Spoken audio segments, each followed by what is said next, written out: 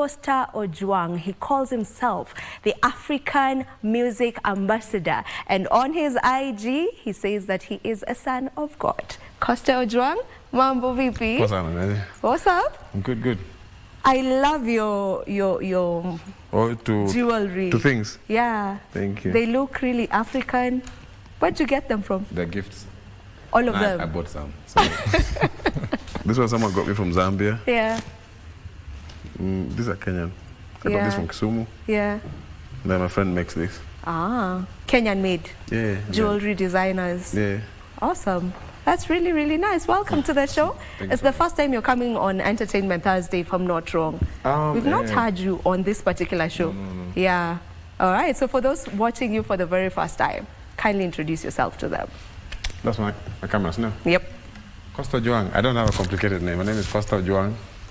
I'm a singer-songwriter. I paint. And then I live in Nairobi if you want to visit me. But the most important thing is I'm an artist. And I'm so happy to be here.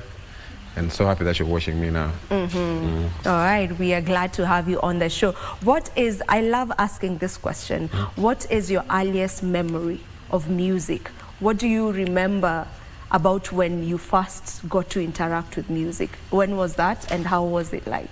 Listening or singing? Listening. The first time you interacted with music. My father was an incredible singer before he passed. So we would listen to him sing Congolese music a lot. And then my elder brother was a huge Benga fan. So we had like those compact discs. And that should... Okay, I'm exposing my age. It's okay, we're all old. So we had those discs that we would spin and play. And then our second-born brother went to Kisumu. When he came back, he introduced us to reggae music. So those are like the early memories of music that I can remember. Yeah. So you come from a family that loves music. A lot. Would you say that shaped you into being the person you are right now as a musician? Yeah, it did. And then also I think generally singing in Sunday school also helped play the part because it was exciting. It was a chance to escape home when those congamanos happened. So it was beautiful to also be able to experience that at a church level. You do most of your music in your dialect. Yeah. That is in Luo or the Luo. Yes. You do most of it in your dialect. Is there a specific reason to that, or?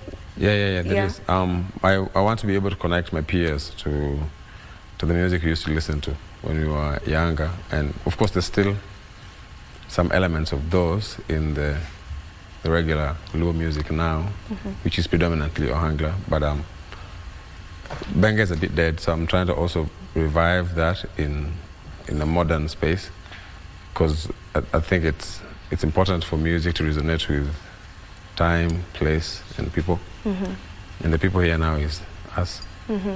Yeah. And how is that going? Like in terms of the reception of it? It's actually better than I expected. Initially, I was just having a good time and making songs that I would feel cool about. And I said, I made this song. And then it blew up into other things. It exposed me to other spaces. So now it has potential. But the things we've been able to achieve, we had never imagined were possible in 2-3 years. It's looking up. So it's looking up. Things are looking good. You know, the future is looking bright. I have managed to watch you do live performances, and I would want to give it to you, first of all, that you're really good at it. You know, you're a good live performer. So when it comes to live performing, probably how would you say you go about it? And what's the feel when you're just on stage and watching people getting to listen to you? Most of the audience not being, you know, from the Luo community, but them getting to interact with your music and even getting to sing along and vibe along to it. The way we make the songs that we make, first of all, I had never thought people who don't speak Luo would like resonate with the music like that. But now that that's happening, so the way we make the songs it sets the space for us to be able to perform the way we perform. One is I don't listen to my music all the time, so I try to make music that also sounds like the things I listen to. So I listen to Afrobeat, to R&B, sometimes reggae that I like, not all the time. So when I'm making music, we make music that can have elements of all these sort of sounds, and these sounds are universal to anyone. You don't have to speak Luo to consume reggae, R&B, jazz. So when you perform, it's easy to go through those areas and still come back melodically in Luo. Yes, I think that's why it's easier for people to consume it. Yeah. And then also I joined the space late. People keep saying, you didn't join late, there's no late. No, the truth is, for me, there's late for everyone. I joined late in the sense that people start pursuing music when they're still young, they're excited about life, they want to wear baggy jeans and Air Force. But I joined when I had gone through that period. I was like in my late 20s, 29, 30. So when I joined, I didn't have a lot of knowledge, like experience, performing-wise. So the only thing I knew is I had a voice and I had things I wanted to talk about. So I think that gives you the fire to give a lot more as compared to people with experience, because you're playing catch-up. So that energy, people can feel that and bounce it back to you. So they say, your life sets a fire. But deep down, you're like, I just have to give them all I have. Yes. There's a point where you said you feel like you joined late. You joined into the scene later on. And this is something that I normally say, that when you, this is from, for maybe guardians and parents who have children who are talented in whatever it is, not just the music space, just get them into it early. Because as you've said, when you compare with someone who started earlier, you wish you started earlier. Not because you think they're doing better, but just because you're looking at yourself and you're seeing where you are at the moment, and maybe you're thinking, if only I started earlier, how far would I be right now? So maybe it's just a call to all the parents and guardians out there who have children who are talented in music. Just let them thrive in it. And for whoever who feels like they have it in them, don't wait for tomorrow. Just start now. Because when you will thank yourself later on. All right. So when it comes to your genre of music, where do you classify it? I don't know where to classify it. Is it benga? Is it? I don't. It's neither here nor there. However, so partly the reason as to why we can't really classify what we're doing is because there's a lot of influence that we're borrowing from so many things. So it can't be one thing. See, when benga was benga, we didn't have internet. We didn't have Nigerians playing here. We didn't have South Africans playing here, like the South Africans that are playing piano now. So when internet came, and then now YouTube is there, there's all these streaming platforms. There's a lot of influence. Some people listen to weird music like Mongolian music, and you'd want to have an element of that in your song, so it can't be purely benga. However, the stem, like the backbone of what we're doing, is benga and traditional religious chants and stuff. But it has been influenced by a lot of things. There's no way you can go through life and get to 30 and just drop everything you've liked and say, benga. It won't be purely from within. You'll have to pick bits and pieces. So we've picked so much. Like it's the same as Black Saudi Soul. You can't classify what they're doing. They can give it a name, but it has leaning towards random things. And some songs lean towards dancehall, some lean towards reggae-ish, some are soul, like their name. So I don't think it's one thing. However, the backbone of like the stem as to from which all the branches move is benga. All right. Unique, the artist that we had earlier on also sings in the dialect. He sings in Kiembu, right? He does drill and rap in Kiembu, and now we have Costa who's also doing his thing in his mother tongue.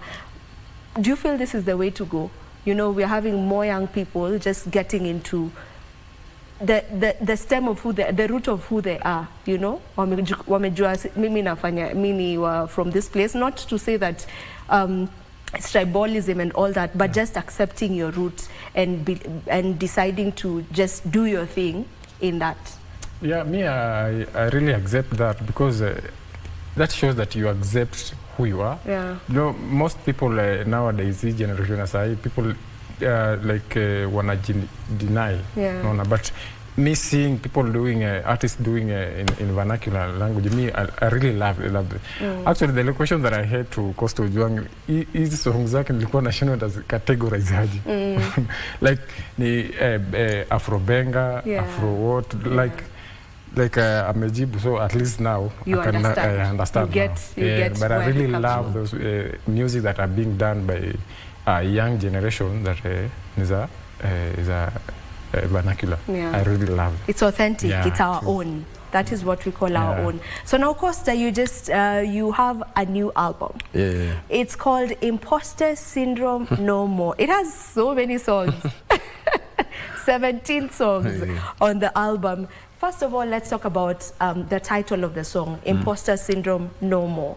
Imposter syndrome is something I know many people battle with, especially creatives.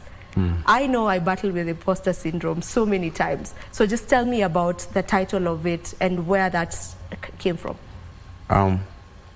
So first of all, imposter syndrome can be a fuel to greater heights for your own personal development.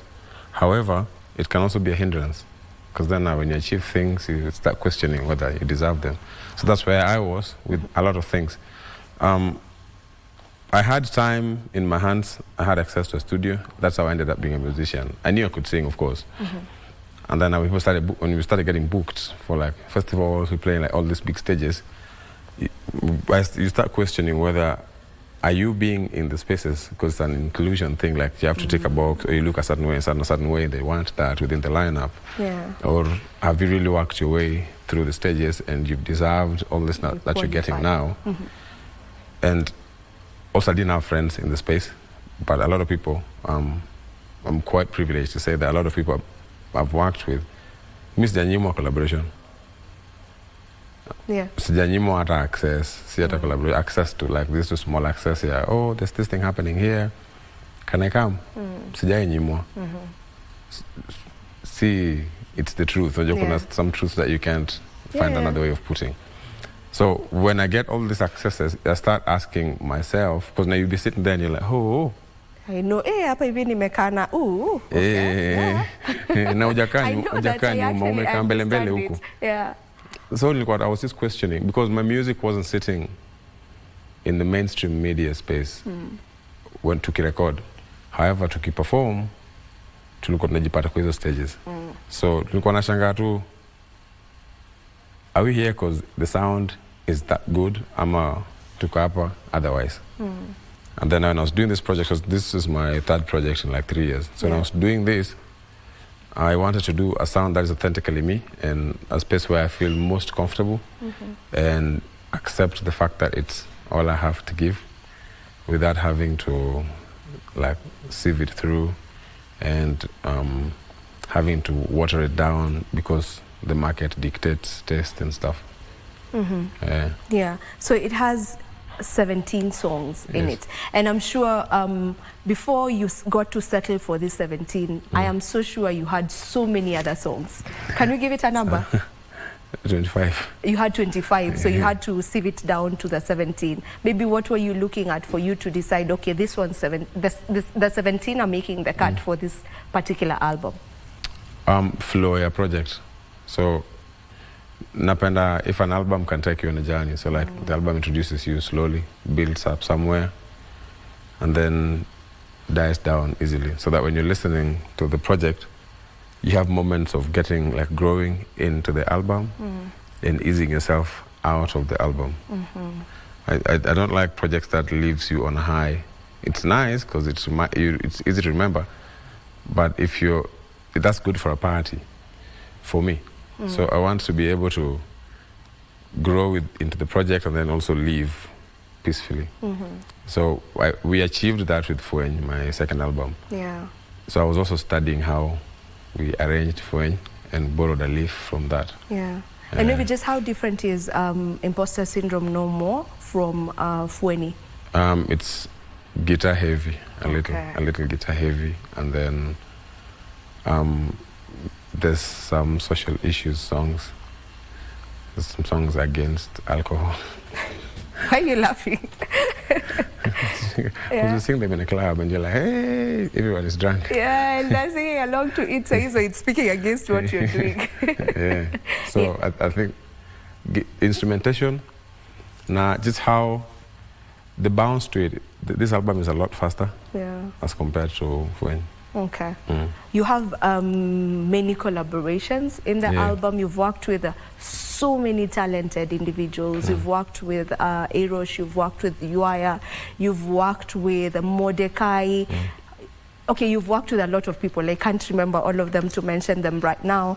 But just maybe as we finish, what criteria were you using in order for you to pick who's going to come on board for this particular body of work? I just ask who I like, whose work I like. Because me, ukianza kuimba, uambiagi watu ati cheki naanza kuimba leo, so nitakuja next year for collab. Unaimba tu because you want to sing, because you like singing. So mi napick watu wenye I like their stuff. If I like your stuff, I'll ask you for a collaboration. Not to say other people are not good. These are the ones I liked for this. Yeah. So when I do other things, I'll pick other people for other projects. All right. And still on the album, probably you can tell us which song was the easiest for you To make. to completion, and which one maybe was a bit tight for you. Mora, hiyo song tulifanya na Yuaya. Tulifanya. That was the easiest or hardest? Easiest. Tulifanya kwa birthday ya rafiki yangu. So we have a moving studio, so we can move it to. So we moved it to an Airbnb. So tukakata hapo tunapiga story, tukabaya asubuhi tulikuwa na wimbo. Yeah. And then the hardest probably is